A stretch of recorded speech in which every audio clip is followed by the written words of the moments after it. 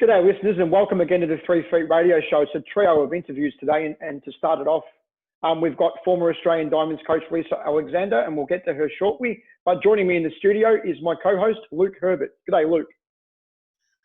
G'day Ben, and what a stream of interviews we've had. We had Kerry Wells just the other day and now we've got, she's pretty much a promising upcoming coach of the Northern Stars, and now we have a world-class coach in her own right. So geez Ben, we're on a roll here. We're doing really well. And joining us today is former Australian Diamonds coach Lisa Alexander. Good morning, Lisa. Good morning, Ben and Luke. Great to see you. And I know the listeners are just hearing me, but they probably don't need to see me today. We'll leave that for another day, Lisa. But first of all, just to kick things off here, since finishing up as Australian Diamonds coach, what have you been up to? I've been working on my garden here in Avoca in country Victoria. It's in the southernmost tip of the Great Dividing Range for the Kiwi listeners, and it's in the Pyrenees wine region. So I would actually kind of tell you all that it's come and visit one day when we can, because there's some beautiful wineries in this area. The weather is beautiful and it's springtime. So all the work we've done in the garden, my husband and I, is paying off and we're seeing some beautiful things here. So do local netball clubs use wine bottles as a recruitment tool then? Actually, funny you should say that, Luke. They probably do. One of our very local clubs called Rokewood, which is just out of Ballarat, was actually featured on an ABC TV program over here, our public television, and it's called Backyards. And actually, Lisa Miller, who's our news breakfast morning host, she actually did that episode and featured the Rokewood Footy Netball Club. And one of my very dear friends, Kerry Lightfoot, is the head coach. And they actually raise sheep and sell them to raise money for the Footy Netball Club. There you go. That's interesting. It's certainly one way to keep the community engaged by doing that, Lisa, isn't it? It absolutely is. And it's really, that club is actually an exemplar club, I reckon, Ben, here in Victoria for footy netball clubs, because it is very inclusive. It's run, the two head coaches are both teachers in Ballarat, so they're very understanding of education and the place of the footy netball club in the community. They really understand that well. And so it's more important for them to have a really great club rather than just winning premierships and buying premierships, which many football netball clubs do. Good lesson for all of us, actually, isn't it? Well, I was just going to comment on that, but you just stole my thunder. I actually have to come up with something what to say now. Come on, Lisa. But anyway, moving on. I'm going to get this a little bit more serious. I couldn't agree more with that sentiment. I don't know what else I can add to that. But let's just move to the Suncorp Super Netball League now. And the 2-point goal, or the introduction of the 2-point goal, has been, well, controversial. But what are your thoughts on it? Because Ben and I have chucked around and discussed it off there, and I think everyone's got strong opinions on it one way or another. Yes, I have, and I have for many years, actually. If you go back in time, when I was the Australian coach back in, I think it was 2016, and I was interviewed by Dana Johansson, she would tell you a few of the things that I said off the record about it.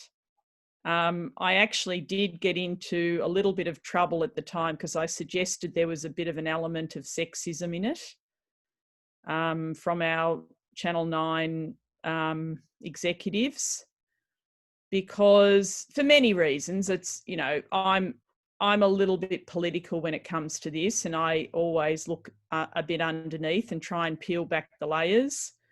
But for me, I've really encapsulated what I think about it in one hashtag on Twitter, which you may see if you follow me, and I know many Kiwis do, and many English fans and South African fans around the world follow me on Twitter. And I call it hashtag not basketball. And really, to me, that's it. It's a pure purpose of netball was never to be like basketball at the time. If you look back over history, it was designed specifically for women by female teachers so that they could play in those days in their long skirts and all of the things that they needed to do, as opposed to basketball. Now, I love basketball as well. I played it as a young person, but netball is not basketball. And when you change the scoring like this, you are making it more like basketball. It's as simple as that for me. Sticking with the Suncorp Super Netball, Lisa, how have you viewed the season so far as an interested observer, obviously not having the Diamonds role anymore, sort of stepping back and watching it that way? And who's your tip for the premiership? Oh, great questions, Ben. Thank you. And I have been a very interested observer from many different angles, because now I am asked to comment on things in our press with many of the netball journalists want my opinion on things. And also I am a regular contributor to the Offsiders program, which is our, I guess, sport thought program here on public television ABC in Australia. So I am interested. I'm also, obviously, as a former Diamonds coach, I'm very protective of our brand and what netball's all about. So I'm always spruiking netball out there against the other sports in many respects. But I see what the other sports have also, changed, how they've adapted in this COVID period. I've been extraordinarily proud of netball to actually get this competition going. I don't think anyone really understands, other than obviously in New Zealand, getting your ANZ premiership going, what sacrifices people had to make to get it going. It's not like we're flush with funds. To actually run the competition with hubs up in Queensland is enormously expensive. And that's a real, that's a dilemma for many people, because you're spending an awful lot of money on the top end. And at the moment in Victoria, there is no grassroots netball at all. So for the sport itself to have to actually work through those conundrums has been a big thing. But to get it done with the way it was particularly the cooperation of all the clubs, the member organisations, the 2 private clubs, all of the staff, Netball Australia staff, all coming together to get it off the ground is an enormous achievement. So just on that point, I'm very proud of netball in Australia. I'm proud of New Zealand getting it going first and actually having people in Lithuania watching netball, because that's what actually was happening, because there was no sport. And so all of a sudden, the world started to see our beautiful sport on TV. So there have been some big positives out of this. What have I thought of the season so far? It's been interesting. I've loved all the young talent out on the court, Ben. You know that. That's me. That's what I love to see. And it's something that's been frustrating for me as a national coach previously, because we just couldn't see it, because we had imports taking up positions. We only had 10 players. So having 12 players per team, not having the bonus points, I think has definitely it's taken away the pressure on the coaches to win quarters and win points. So there's been many aspects of that have been terrific.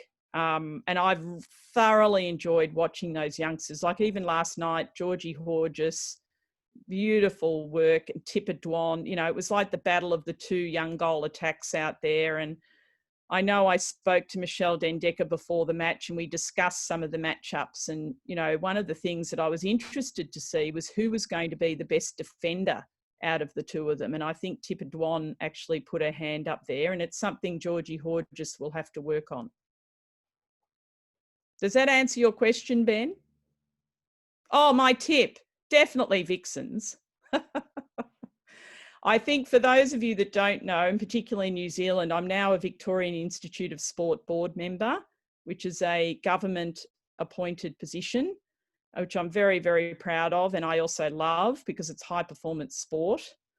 not just netball. And of course, the VIS supports the Vixens. So I have definitely my hat on there, but I actually think as a netball commentator that Vixens have got the goods to go all the way this year. And this is kind of a side question I hadn't planned on asking, but given what you've just said, and I love that people are watching netball internationally. Before the AFL season was postponed for a time, Americans were tuning into the games and getting rather confused, which was quite funny on social media, it must be said. But just coming back to my point, because we've covered the 2-point goal already, and you've just alluding to some of the stuff you've said. To you then, what is netball about? Because in a roundabout way, I think we've covered it, but I think I have to be careful how I say this because we're on air, but some of the stuff happening now, the Suncorp Super Netball League, I think it just about comes back to that question: what is netball about, and why do people get interested in the sport in the first place? Because I think if you lose sight of that, you're not going to really attract new people because you've lost sight of what makes the sport great in the first place. That's exactly right, Luke. I've been watching a lot of business channels in the last 6 months because we won't know, but I, with my husband, run our own superannuation fund, which is a self-managed super fund. So we have to be across all the finances and shares and etc. So I've been watching a lot of a program called CNBC, and it's been absolutely fascinating to learn about business in America and Asia and Europe, and how exactly what you said then is what is confronting all businesses now. What is their core purpose? And getting back to those grassroots, because if you go away from that, then you will alienate all your customers. And that is where netball is at the moment. It really has to make a decision whether it's going to be all things to all people and try and slavishly follow NRL or AFL over here, rugby league and Australian rules football, or is it going to be the sport that really reflects the women and girls, particularly in Australia, but also the heaps of men and mixed netball that's played in this country, which is basically ignored? It's a fine question. Very good point about the mixed netball. And it's interesting you mentioned that too, Lisa, because you look at when the Silver Ferns played the New Zealand men's team, the media interest and the viewer numbers went through the roof, didn't they? Yes, they did. And look, I know the traditionalists. I can hear Joyce Brown sitting on my side and saying, don't let the men in and blah, blah, and don't, we've had this sport. But I think also we have to embrace the fact that actually men and boys play our sport, and we have to welcome everybody to our sport, I believe. Now, there are many issues of gender inequality in other countries, not quite the same as here in Australia, and particularly not in New Zealand, who've been leaders in this area. I mean, you've got a female prime minister and have had more. You've got, a greater percentage of politicians that are females in your political circles. But Pakistan and India and Malawi are very different. So the International Netball Federation has got a responsibility to those countries as well. That's what makes it very, very difficult. And also, balancing that with the fact that netball was designed to be a uniquely female game. But isn't it great that men and boys love it? You all love it. Whenever I take somebody who hasn't seen netball since they watched it at school and I say, go and watch a Diamonds test or a Super Netball game, they just cannot believe the athleticism and skill. So it speaks for itself. If I might just interject just briefly, I like what you said there, that the sport speaks for itself, and that's basically essentially my argument. I mean, we don't have time to go into it in any depth, but if you were to hypothetically ask me, Luke, what's the best selling point of the Suncorp League? Well, my basic answer would be, and I know it's caused issues for you and your coach in terms of selecting players, but and I do want to acknowledge that, but my basic answer would be, look, you've got the world's best players playing in this competition, and any given week you could have Gita Mentor up against someone like Joe Hartman, and yeah, exactly, and you know, and that's in what maybe the space of 2 weeks. I mean, what more do you need? I mean, that is essentially the selling point right there. I mean, without going into more essential discussion about marketing, it's right there. You don't need to change all that much. Well, that was what I was saying to you before when I said about not having to do gimmicky rules, and I've said this publicly. It's not necessary. It just needs a recognition that we don't have to, again, slavishly follow the crowd. Certainly Google and Facebook and all the FANG stocks that I now know all about a little bit more did not slavishly follow Xerox or Kodak, who, you know, basically went off the sigmoid curve. I could give you an economics lesson, but I won't. I know talent and identifying talent is a big hobby of yours and an interest of yours, Lisa, as a coach. The unlimited player import rule has been a bane of contention here in Australia, and it's been criticised for blocking the pathway of young players. Do you feel it's less of an issue in New Zealand due to less imports playing in the ANZ Premiership compared to what we have here in Suncorp Super Netball? Yeah, look, it's always been a fine balance for me. And I remember when the league and we were discussing all the rules about it, and Kate Palmer could tell you the same thing. She knows what my feelings were. I think at the time we recommended perhaps 2 imports per team at the time would be acceptable. That's our high performance, through our high performance manager at the time, Andrew Collins. And we seriously thought, and we know that we needed the world's best players here because we wanted to have the world's best competition. But we didn't want to cut our nose off despite our face either. And I think New Zealand have done a terrific job of maintaining their status quo in terms of honouring their past, but still growing their game and having enough imports there to make it interesting and viable from a business perspective, but also really understanding their roots, which is to play the way that New Zealand plays. And I think that was demonstrated to everyone very clearly with the win last year in New Zealand, where the rules of your domestic competition were exactly the same, and therefore the players in many respects were better prepared for a World Cup based on just that alone. All right, let me just tackle this briefly from another angle then, to try and, you know, put a different spin on this, and just to put it out there for the viewer and the listener. Couldn't you then essentially say, in terms of imports in the Australian competition, you're looking for a way out of the Kobayashi Maru scenario, which for the people that haven't seen Star Trek, that's, you know, it's the famous no-win scenario that Captain Kirk reprograms in the simulator so he can actually win, and no one's actually supposed to beat the problem.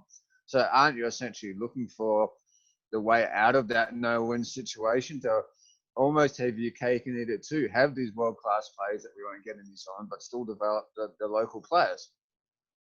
Yes, of course, Luke. That's what I think. Hopefully I was channeling my inner Star Trek at the time, saying that we could have 2 imports. We felt that you could have 12 players on the rosters, but of course the competition at the time, you know, limited funds meant that they ended up going down to 10. And that was going to cause, we knew it at the time, that would block pathways. I mean, I warned the board about this. I warned people about this. And I don't want to say I told you so. However, I've been absolutely pleased that this year we've seen so much new talent and it's starting to get its opportunity. And in fact, show that it actually could be better than some of the imports, actually. Have you had a chance, Lisa, to chat with the new Diamonds coach, Stacey Marinkovic, since the appointment in the last week or so?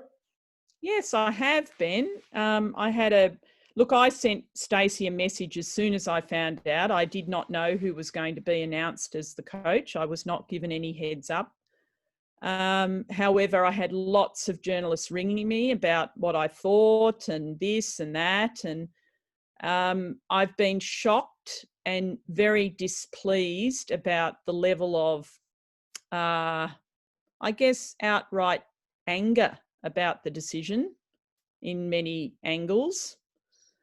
I think it's disrespectful in many respects. And I'm really pleased, particularly someone like Simone McInnes, who came out in an article this week and just all class said, of course she wanted the job and she wouldn't have put in for it if she didn't want to do it. But she now has to move on. And there's no point going over old ground. The Netball Australia have made their decision. They did not want to renew my contract after the end of this year. They made a decision. They wanted to move in a different direction. And they have appointed their coach that they think has ticked those boxes the best for them. There are question marks on Stacey. She knows that. And she also knows that she's got my support whenever she needs it. So that's what I text her. I said, whenever you need me, you just call me and I'll be there for her. And I'm fair income about that, Ben, as you know.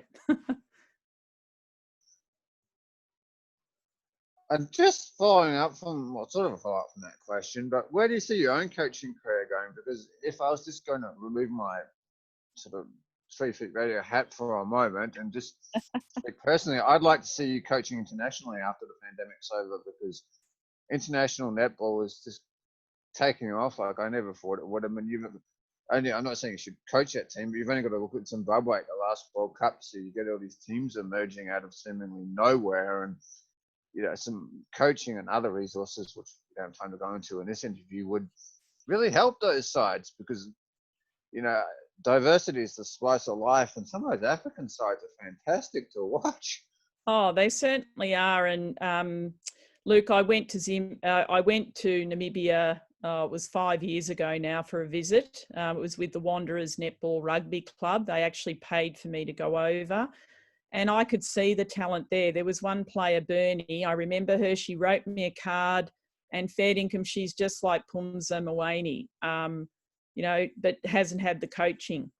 And, I know Norma also expressed this when she was in South Africa, just the level of talent, but it doesn't get the same systematized coaching and support like we do in New Zealand and Australia and England now. So, yeah, look, I am interested in the international stage again. It may be that it comes up. It has to be, things have to align for me. I certainly don't think I would entertain one of the direct opponents of Australia, because I'm just so Australian in my blood that I don't think I could do that. However, assisting one of the up and coming countries would interest me. But it'd have to work for my family and my husband, of course.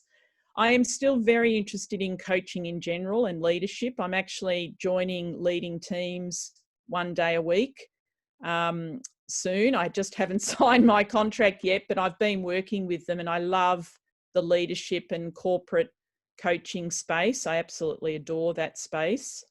And I was very interested last year even in moving into AFL men's or rugby league as perhaps a coaching director or some sort of role in our bigger male sports, because I believe I have a lot to offer.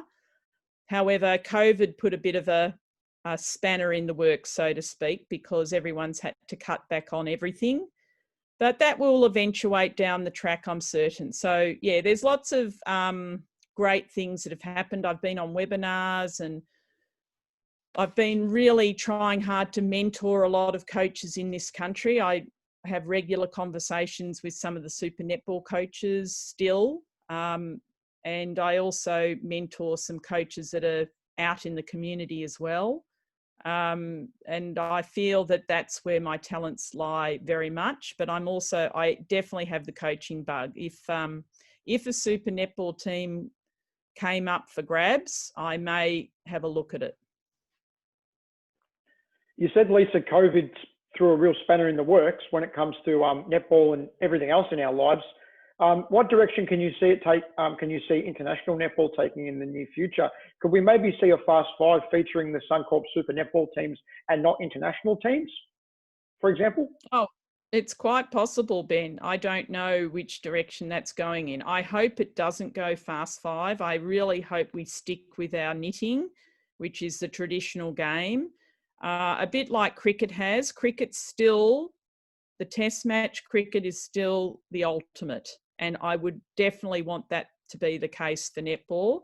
Fast Five has its place, I think, as a entertainment product, which is how it was brought out in the first place, but it should never have been detrimental to the actual main game, which is beautiful netball as it is, that we play against each other. Can you imagine changing those test matches between Australia and New Zealand? I can't. It's just, no, I can't describe to you. It still makes me emotional thinking about it now, sitting on the side and coaching against New Zealand, which I did 49 times out of the 102 tests. Oh, I'm sure Kiwi netball fans get emotional too, but for different reasons. It's really interesting because I describe it to people who don't know netball as much, and they can't believe, I guess, the win-loss ratio we achieved together during the period when I was head coach, and we played the second in the world basically 49 times out of that. It's a very proud record, I have to say. You and the Diamonds definitely have definite reasons to be proud of the record. Let me say that, just on a more serious note and all jokes aside. And just briefly, since you mentioned the business stuff earlier, have you seen the documentary series, a limited series on Netflix called, I think it's called High Score? I watched it, and it covers the rise of the console PC gaming industry across the 80s and 90s. I must say I have not, but I definitely will do that. Thank you, Luke. We can't go into the subject matter here. It's just too far off track, and I think Ben would absolutely just about implode. But I think you'll like it. I will, and I'll let you know via direct message what I thought about it. Please do. And just lastly, before we wrap up, Lisa, there's been 2 retirements. We've had Maddie Brown announced her retirement last week. I was privileged enough to speak with her, and I'm going to be speaking with Nat Medhurst later today as well. Just your thoughts on both those athletes, because they were both part of the 2014 Commonwealth Games team. Yeah, look, just saying that immediately brings me back to that, Ben, that moment in time. And when you do step away from a position like this and you have the time to reflect on those memories, which I have had now, you understand really, really clearly how special it was, and all the work that went into getting it to that point. And Natalie and Maddie particularly on that beautiful attacking transverse line. And I remember that final, like it's still there. It's still up in my memory banks. Exactly. They carved up, sorry, Luke, but we carved you up that day. And it was Nat and Maddie that just played so beautifully and did all the things that we'd worked on. And to see it come to fruition so seamlessly in that day, and that was a big win, as you know, it was a big pounding. And I could enjoy the last 3 minutes when Steve Hawkins tapped me on the knee and said, Lisa, you can stop coaching now. You've just won a Commonwealth Games gold medal. And I always said what I wanted to see, because everyone asked, oh, does a coach get a medal? And I said, no. I said, but I only want to see us up on that dais with the gold medals around their neck, and that will be my gold medal. And I have a picture of it at home, that winning, that shot of us on the podium and singing the national anthem. And nothing's better. And Nat and Maddie had a huge part in that. And they also, of course, Nat had a huge part in the 215 win as well, when we got covered by the Kiwis in the first game. And then, boy, did Nat and particularly Kim Green respond in that final. And, you know, Nat just always steps up. There is no time ever that I haven't seen her step up to the plate and take it. Such a fair dinkum Aussie. Love her to bits. And I'm thrilled for her that she's chosen the time that she wants to choose to step away from the game. But I hope that she stays and hangs in there somewhere, whether it's in coaching or whatever she's doing, because she's got a fantastic netball brain, as does Maddie. Maddie's got an enormous potential to contribute in coaching as well. Great person, you know, puts the team first. Both of them do put the team first. And it was a delight to coach both of them.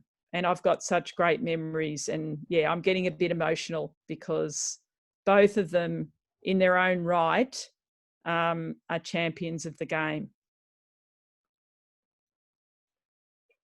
I agree with those sentiments about both of them, Lisa. And thanks very much for joining us today. It's been a long time since we've last had a chat. And thank you for always showing the support to our show and retweeting and liking. We really appreciate it. Well, I love people who are fair income about what they do, and you both are. And it's a pleasure to support you. And thank you for supporting netball. Thanks, Lisa.